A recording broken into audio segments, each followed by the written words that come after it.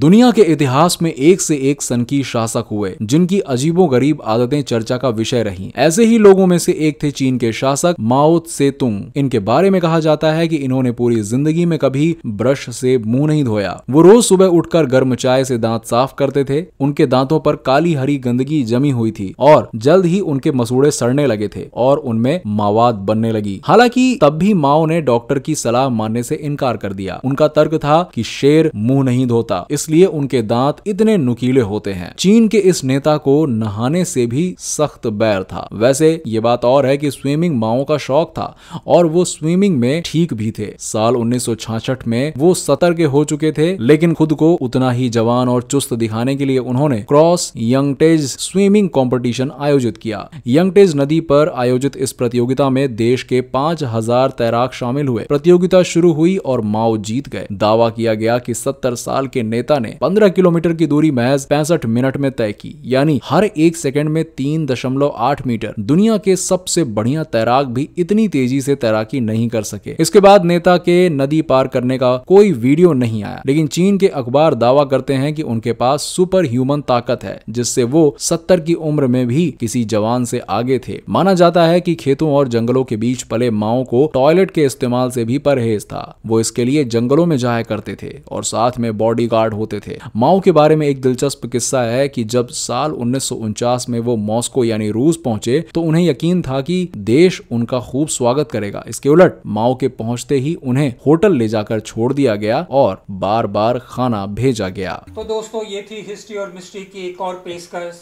इतिहास के पन्नों से हमने आप तक पहुंचाया।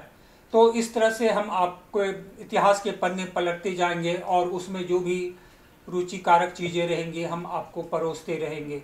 आप हमारे चैनल को सब्सक्राइब जरूर कीजिए। नीचे लाल बटन है, उस पर दबाकर सब्सक्राइब कीजिए और लाइक कीजिए, शेयर कीजिए और ये बातें लोगों तक पहुंचाइए।